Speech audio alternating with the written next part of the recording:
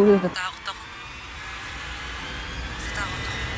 So, sino tinawagan mo that time? Sila. Sila.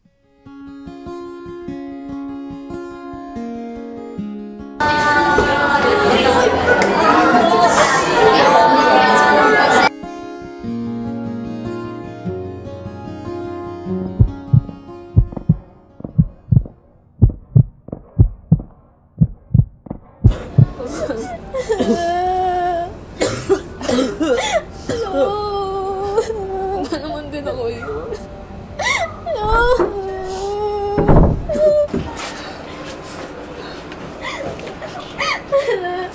Ate! Si Lolo! Ate!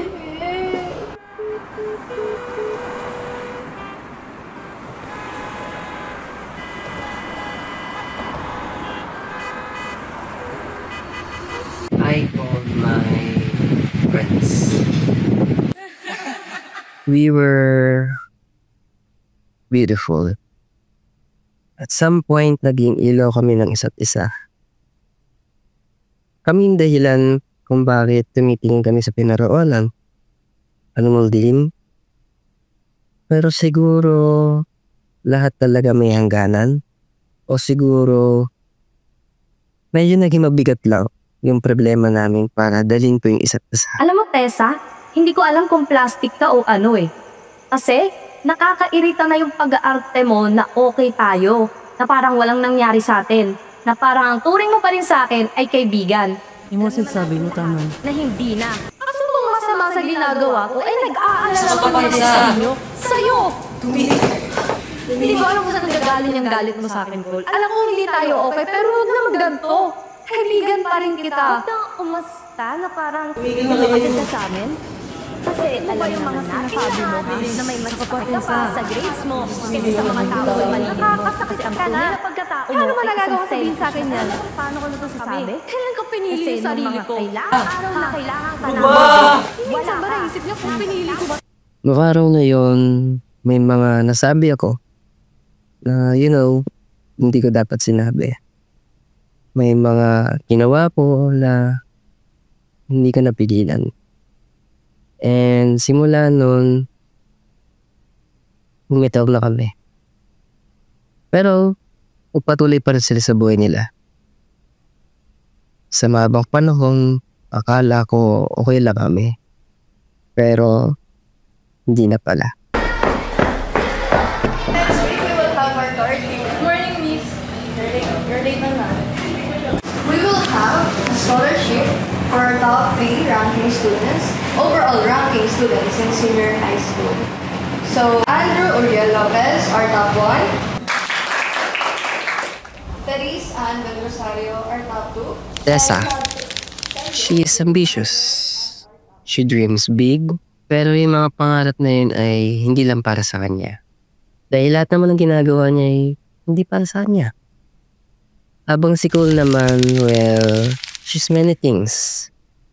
Siya mong alam yun, boteng makulay na ubos ang laman. Pinipintahan ng life and color sa labas, pero sa loob, kulang na siya sa sarili niya. At alam ko kung nag-iisa siya. Third place na kami. Dahil nga sobrang daming ganap namin sa school at may isa akong bagsak na exam. Top 2 lang ako sa action namin. Okay lang yan na. Okay ka na lang sa susunod. Princess, may problema ba sa pagkain mo? Wala po. Huwag mo pagpilian yan. Cole, kamusta pala school mo? Ganun pa rin, kuya eh. Okay lang. Narinig ko na-raise daw yung rankings niyo. Anong nakuha mo?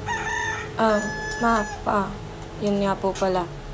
Pang 17 po ako. Princess, saan ba kami nagkulang ng mama mo, ha? Sabihin mo nga sa akin, gigising ka, kakain ka, maliligo ka, papasok ka. Pagka-aral mo, pagka-uwi mo dito, sabihin mo tutulog ka na lang. Ayun na nga lang ginagawa mo sa buhay mo eh. Hindi mo pa magawa ng tama. Ayun na lang lagi binibigay mo sa pamilyang to eh. Sorry. Tama na. Tingin mo to, kuya mo, di naman duman sa pagiging ganyan. Kahit si Maureen na lang, sakitin pa yan, no? Para ikaw pa yung may sakit eh. Kakahilata mo dyan sa kwarto. Alam mo kung magiging pabigat ka lang dito sa bahay na to, at lalandi ka lang sa eskwelahan, huwag ka na lang mag-aaral. Magtrabaho ka. Matagal lang ganito eh. Halos, di ko na rin maintindihan kung bakit ganon, pero nasanay na lang din kaming tumahinik. Nasanay na lang din kaming tanggapin na hindi lahat ng tao, miski pamilya natin, mararamdaman yung mararamdaman ng isang bata. Dahil solely, bata lang din kami. Makakakain na! Ano nga bang alam namin sa takbo ng buhay, di ba? Kaya nagpatuloy na kami. Kumain ka muna. Kahit ang bigat-bigat na. Yung gamot na dalawa pagtapos kumain, tapos yung uniform nila nakaplansya na pati yung sa'yo, ha? Ay, nabalat na!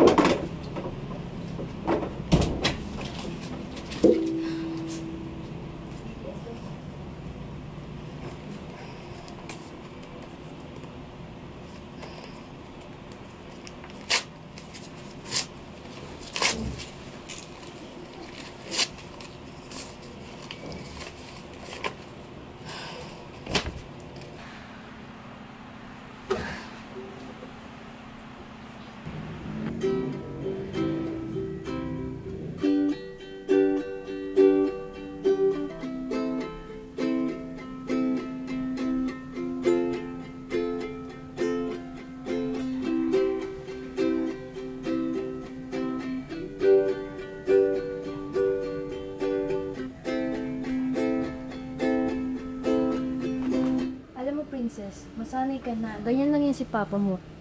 Pero mahal ka pa rin niya. Tahan na, wala rin mong gagawa yung pag-iyak. Then I think isang araw, bumigay na lang din kami. Ikaw rin? Especially,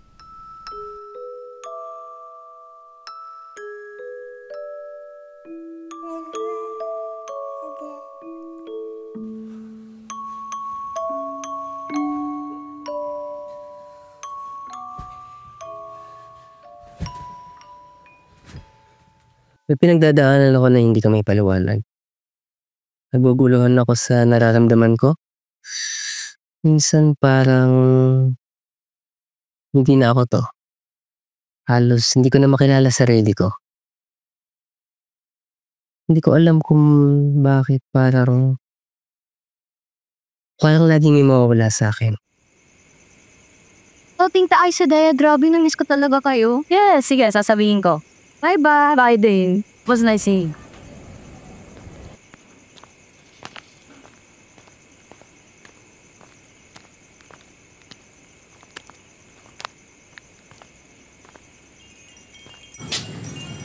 Oh, hi, love! Why? Kinukusa na. Padaan lang siya dito and we just had a little catch-up. Yan na kayo magkaibigan na. Yung wala ang gawin yun. Still, tumatambay pa rin ako sa bahay nila dati. It's normal mag-usap kami. Ano ba naman yan, Dane? Di ba ayaw kumakausap ka ng iba? Tapos sa likuran ko pa. Natakaw mo sa atensyon. What? Dating kaibigan ang kinakausap ko, Andrew. Walang sa lugar yung selos mo. Wala akong pake kung dati kayo magkaibigan. Ang dikit-dikit yung kanino, oh. Pero malabas magkaibigan yun? Ano sunod ito? Magugustuhan mo siya. Magkakatuluyan kayo. Iiwan mo ako. You're crazy, Andrew. Nahihirapan akong control yung emotions ko. Nahihirapan akong pakalmehin yung sarili ko. Hindi ko rin alam kung bakit Kung bakit, alam mo yun, pabago-bago yung nagiging emotions ko. Tapos minsan parang gusto ko na maglaho. Kasi punong-puno na ako. Punong-puno na ako ng mga bagay na hindi ko na maintindihan. I'm sorry. Hindi ko sinasadya mo sinasabi ko. Nadala lang, Andrew. nadala lang akong galit kanina, please. No, Andrew. Hindi ko sinasadya, please. No, Andrew. Nadala lang ang galit ko. Please, tama na, Andrew. I'm sorry. Tama na, love. I'm sorry. Tama na. Pero naisip ko na maliit na bagay lang to. Si Tessa at Cole kasi alam kong nasa mas mabigat na sitwasyon sila eh. Ano to? Matigil na natin. May gusto ko sa babae. Nakapagod na kasi yung ganito eh. Ito ba? Ito ba pinagkakabalaan mo kaya ka bumabagsak sa eskwelahan? Pero kung napapagod ka, pwede tayo kumain. Pwede tayo mag-unwind.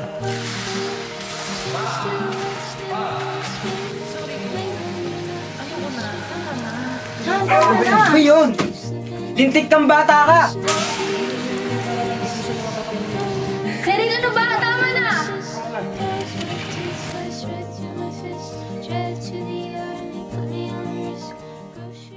Pa, anak niyo rin ba ako? Kahit ata anong gawin ko dito sa bahay, kahit tumaas pa grades ko, yumaman ako, magpakababae ako, hindi niyo pa rin ako ituturing na anak. Bakit kasi hindi ako kasing talino tulad ni Kuya? At hindi ako sakitin tulad ni Maureen? Dahil ba ito lang yung kaya ko? Parang hindi niyo naman nakikita lahat ng magagawa ko. Araw-araw tayong magkasama sa bahay. Pero parang hindi niyo ako kilala. Lagi na lang may mas magaling sa akin. Lagi na lang may mas maganda kaysa sa akin. Lagi na lang may mas mabuti kaysa sa akin. Ako na lang lagi yung mali. Wala na po ako karapatan sa buhay na to. Pa, kung ayaw niyo sa akin, basta ayaw ko sa sarili ko. At nasasaktan na po ako.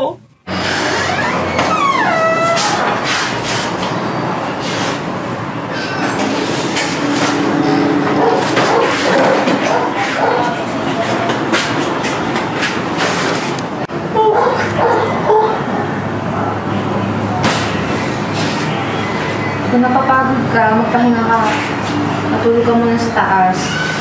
Tapos, ipikit mo muna yung mga mata mo. Hindi. Takot na ako. Tessa, isipin mo na lang ako. Ikaw nga pag-aaral pa lang iniintindi mo. Kasi simple-simple ng buhay mo.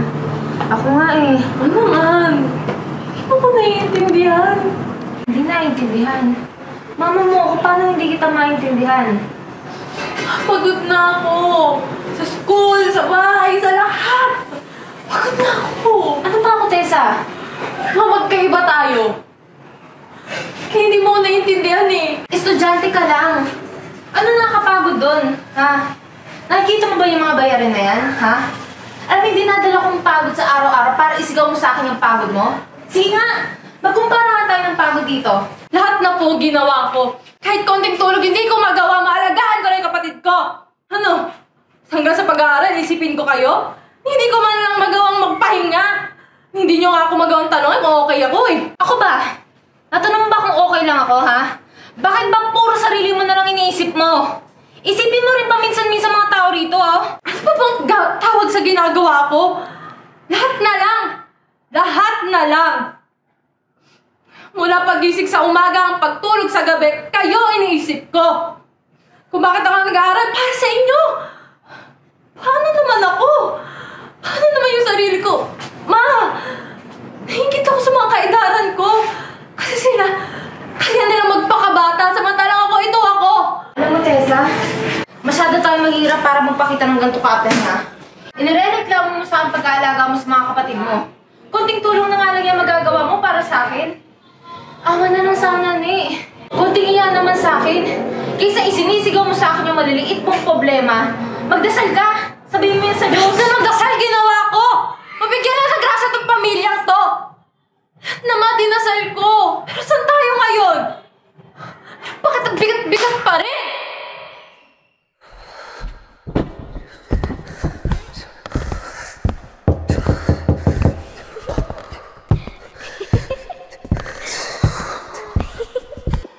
Halika dito!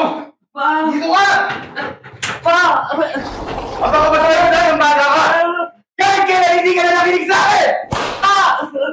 Apa ka ba sa'yo mo talaga?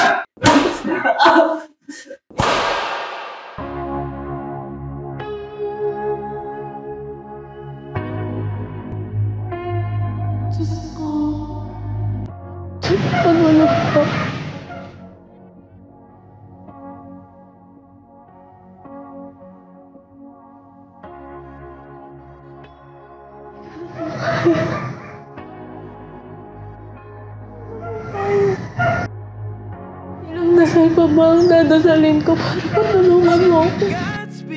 Anak, ano bang pinababagabag mo? Alam mo, minsan, hindi lahat ng awa nakukuha natin sa Panginoon. Minsan, kailangan rin natin itong makuha sa sariling atin.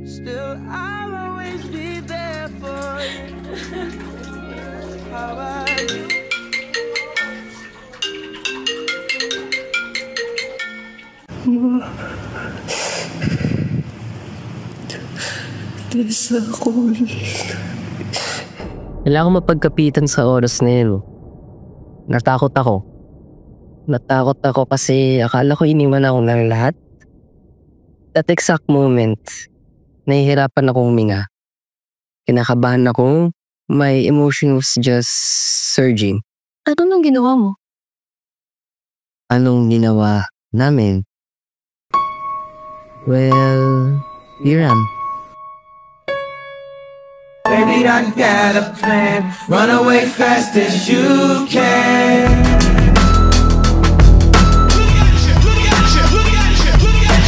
I was supposed to do it. Ano ginagawa mo, ha? Isisiraan ka naman ng bayad? Ha?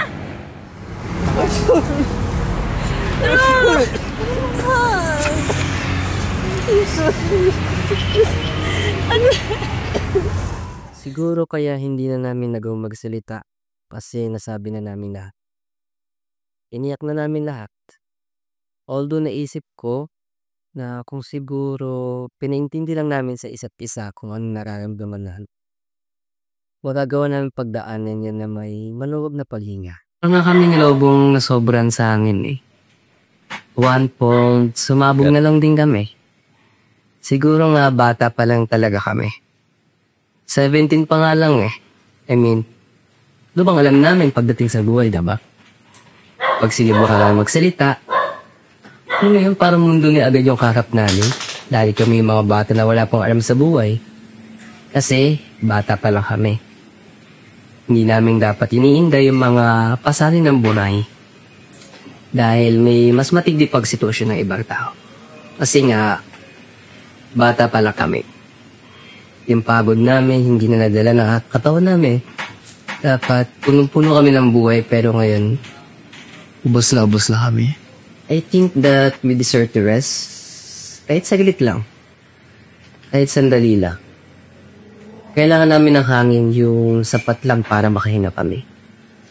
Kailangan namin ng masasandalan yung naiintindihan kami. Kailangan namin ng kaibigan yung mapagkakatiwalaan natin. Pero higit din sa lahat, yung mas kailangan namin ng mga sarili namin. Solely, sila pa rin ang alam kong dahilan kung bakit pag tumitingin sa aking karorabonan. They were the bit the hope of life offered me. Dahil kahit ilang beses kaming umurong pabalik, alam ko na susulong kami ng sama-sama. Huwag kang magpapasinda.